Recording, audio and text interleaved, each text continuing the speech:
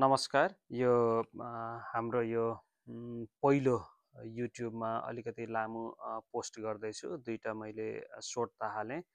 I'm just trying to do this for fun and यो आफ्नो भिडियोहरू, फोटोहरू राखेर एउटा मेमोरीको लागि राख्न खोजेको हो। यो चाहिँ हामी ट्रेन स्टेसन स्विजरल्यान्डको जुरिकमा गएको थियौँ अप्रिलको एन्ड र मेको फर्स्ट विकतिर। अनि ट्रेन स्टेसनमा गएर इन्फर्मेसन लियौँ। त्यसपछि अनि हामीले यो सिटी राइड सुरु गऱ्यौँ बोटमा बसेर। यहाँ चाहिँ अलिक सानो खालको बोट हुँदो रहेछ। हामीले कहाँबाट स्टार्ट गर्ने भन्दा पहिले चाहिँ अब पानीबाटै सुरु गऱ्यौँ। जुरिक लेक रहेछ यो, मिडल अफ द सिटी। अनि यो हिस्टोरिकल ठाउँहरू, सबै बिल्डिङहरू भित्रबाट इनर साइडबाट हेर्न मिल्ने, जुन चाहिँ ड्राइभ गर्दा बसबाट ट्रेनबाट भन्दा पनि राम्रो दृश्य देखिन्छ भनेर हामीले पानीबाट सुरु गऱ्यौँ हाम्रो यात्रा। योभन्दा अगाडि चाहिँ हामी त्यो ट्रेन स्टेसनमा सुरुमा देखाइएको थियो। ट्रेन स्टेसनमा चाहिँ हामीले टुरिस्ट इन्फर्मेसन सेन्टरमा गएर कहाँ कहाँ कसरी कसरी जाने भनेर त्यहाँबाट प्याकेज किनेर अनि अलिकति इन्फर्मेसन लिएर हामीले सुरु गऱ्यौँ।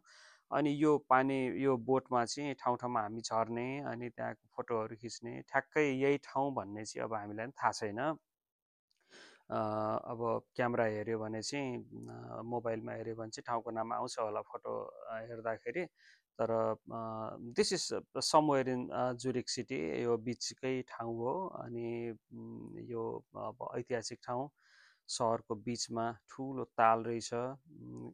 लुक लाइक रिभर, तर कहीँ कहीँ एकदमै वाइडर भएको, कहीँ चाहिँ साँघुरो भएको, त्यस्तो खालको रहेछ। अनि यो चाहिँ हामी एउटा बोटमा, फेरि अर्को ठुलो खाले बोटमा हामी चढ्यौँ, जहाँ चाहिँ बाहिर बसेर खान पनि मिल्ने क्याफे भएको। यो स्विजरल्यान्डको फ्ल्याग यसरी। अनि हामी यो बाहिर राम्रो मौसम थियो, 23 डिग्री सेल्सियस, विन्डी थिएन। यता हामीलाई युकेमा लन्डनमा चाहिँ एकदमै बतास चलेर टेम्परेचर 20-21 डिग्री भए पनि जाडो फिल हुन्छ। त्यसपछि हामी यो lens chocolate, home of chocolate, लेन्सको यो स्विस चक्लेटको फ्याक्ट्रीमा गयौँ। अनि बोटबाट झरेर झन्डै 10-12 मिनट जति हिँड्नु पर्दो रहेछ, वान साइड अफ लेक। त्यसमा गएर अनि हामी चाहिँ चक्लेट फ्याक्ट्रीमा भित्र गयौँ, हेऱ्यौँ, फोटोहरू खिच्यौँ।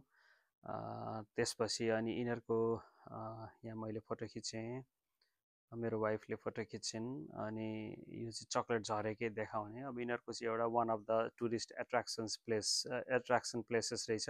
अनि यिनीहरूको सोप पनि रहेछ चक्लेट बेच्न राखेको। एकदमै महँगो, 13 Swiss franc, 14 Swiss franc for small packet of chocolate है। अनि जुन चाहिँ युकेमा हामीलाई लन्डनमा 6 पाउन्ड जस्तोमा पाउँछ। अझ कहिलेकाहीँ सेल लागेको बेलामा त त्यहाँभन्दा कममा पनि पाइन्छ। त्यसलाई चाहिँ झन्डै डबल भन्दा नि बढीको महँगो राखेको। खै त्यहाँ त अझ सस्तो हुनुपर्ने फ्याक्ट्रीमै। We don't know the reason why it was so expensive. तर पनि मान्छेहरूले एउटा सोभेनियरको रूपमा, एउटा उपहारको रूपमा लिएर आए, किने, हामीले पनि किन्यौँ अलिअलि। अनि यो चाहिँ हामी उसमा यो फेल्सेनेक भन्ने ठाउँमा गयौँ। चक्लेट फ्याक्ट्रीबाट एउटा ट्याक्सी बुक गऱ्यौँ। त्यसपछि अनि त्यहाँ गएर त्यसपछि एउटा केबल कारमा चढेर अनि माथि हामी यो जुरिकको पुरै सिटीको भ्यू आउँदो रहेछ एउटा डाँडामा। केबल कार चढेर गयौँ फेल्सेनेक भन्ने ठाउँमा। अनि त्यसपछि अनि त्यहाँ सबै हेरेर घुमेर अनि हामी झऱ्यौँ, यता ट्रेन चढ्यौँ। ट्रेन चढेर अनि फेरि हामी सिटीको टुर गर्न आएँ। मैले यसपालि चाहिँ अलिकति छोटो बनाएको छु, छोटो पछि चाहिँ अलिक लामो बनाउला। यो लिन्डन होप भन्ने एउटा ठाउँ हो, जहाँबाट चाहिँ माथिबाट बेलुकातिर थुप्रो मान्छे जम्मा हुने, खोलाको छेउमा, त्यहाँबाट यो देखिँदो रहेछ दृश्यहरू। अनि यो चाहिँ अलिकति ट्रायलको रूपमा छोटो 4-5 मिनटको भिडियो बनाएको छु। I don't know how it goes. म चाहिँ अब एउटा मेमोरीको लागि, हाम्रो आफ्नो घुमेको ठाउँको चाहिँ एउटा याद रहोस् युट्युबमा भनेर राखेको, कमर्सियल पर्पजमा होइन। तर पनि मन पराउनु भयो भने कमेन्टहरू गरिदिनु होला। अनि यसलाई चाहिँ अलि सब्सक्राइब गरिदिनु भयो।